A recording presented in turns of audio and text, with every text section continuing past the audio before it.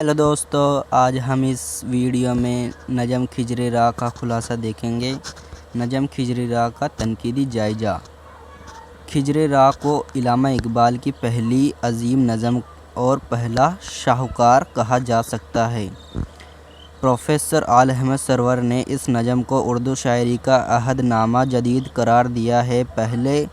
पहली जंग अजीम और इसके बाद रोनुमा होने वाले सियासी हालात, ख़ुसूसन मग़रिब व मशरिक़ की आवेज़ से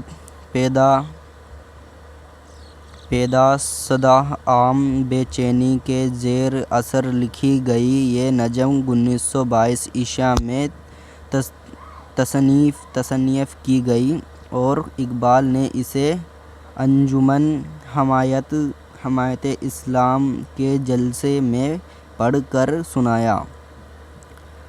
नज़म का पेश मंज़र।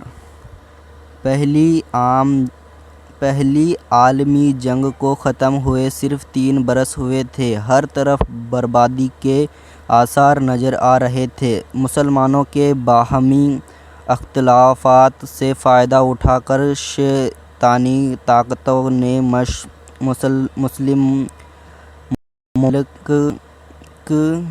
को शिकंजे में कसने की कोशिश की थी।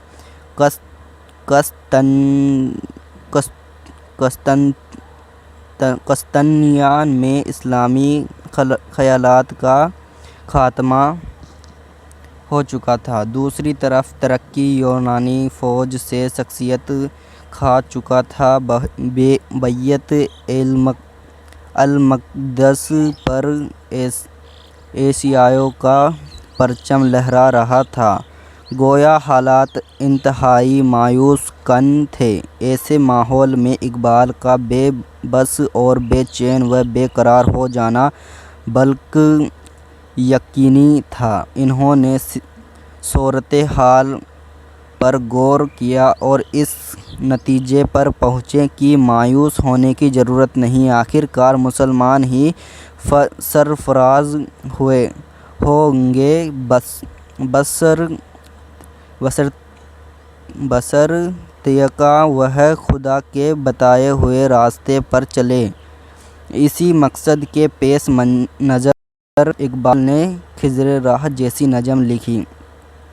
नज़म खिजर राह का खुलासा। एक पुरअसर असरार नज़र से नज़म का आगाज़ होता है। ऐसे में हज़रत खिज़र का अचानक नमोदार होना बालकल करीन क़यास मालूम होता है। शायर के दिल में एक तूफ़ान बपा था और कई सवाल उसके सीने में जवाब के लिए बेताब थे। शायर का हज़रत खिज़र से सवालात पूछना, इसके बाद हज़रत खिज़र का जवाब देना इस तख़लीक़ का असल मकसद है।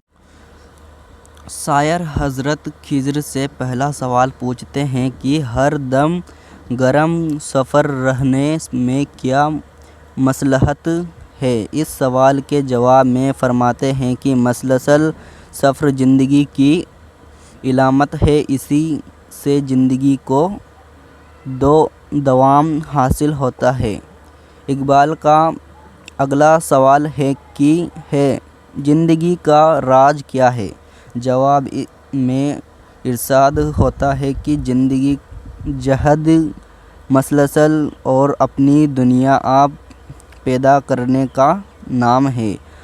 अगला सवाल शायर का यह होता है कि सल्तनत क्या से है और मेहनत किस और सरमायादार में जंग का क्या सबब है। सल्तनत के बारे में हज़रत खिज़र की राय ये है कि दुनिया के बादशाहों का ये दस्तूर रहा है कि जब वह किसी बस्ती में दाखिल होते हैं तो اس کو برباد کر دیتے ہیں، اس کے عزت داروں کو ذلیل کرتے ہیں۔ اس کے بعد فرماتے ہیں کہ جن اقوام کے ہاتھوں میں سلطنت کی لگام ہے وہ محکوم قوموں کو کسی نہ کسی بہانے سے خواب غفلت میں مبتلا کر کے ہمیشہ غلام بنائے رہیں۔ اقبال حضرت خضر سے پوچھتے ہیں کہ عالم اسلام میں ابتری کیوں پھیلی ہوئی ہے؟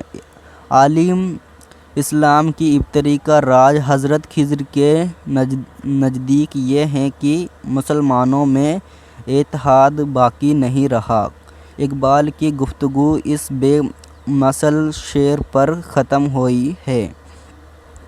آگ ہے اولاد ابراہیم ہے نمرود ہے کیا کسی کو پھر کسی کا امتحان مقصود ہے۔ نظم کا پیغام۔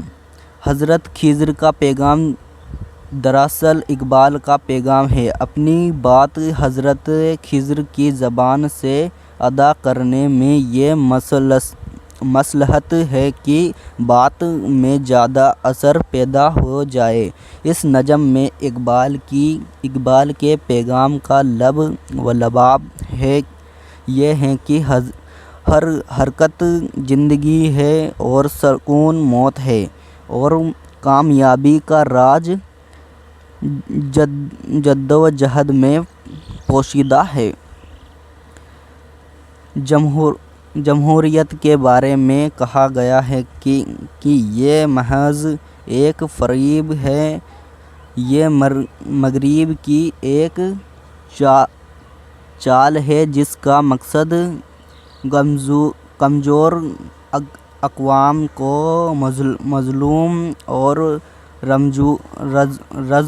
رزبور بنائے رکھنا ہے۔ شاعر اپنے پیغام کے ذریعے مردود کو خواب غفلت سے بیدار کرتا ہے۔ اس طبقے حوصلہ بلند کرنے کے لیے اس انقلاب کی طرف اشارہ کیا جاتا ہے جس نے روس میں زمامِ حکومت محنت کشوں کے ہاتھ میں دے دی۔ تمام مسلمانوں کے نام اقبال کا ایک اہم پیغام یہ ہے کہ وہ مایوس نہ ہوں۔ اقبال امت مسلمہ کو پیغام دیتے ہیں کہ مسلمان متحد ہو اور خدا کے بتائے ہوئے راستے پر چلے تو ساری دنیا ان کے زیر نگہ ہوگی۔ اس ویڈیو میں ہم نے خضر راہ کا خلاصہ دیکھا۔ ویڈیو پسند آئے اسے لائک کریں اور ہمارے چینل پر پہلی بار وزٹ کریں تو اسے سبسکرائب کریں۔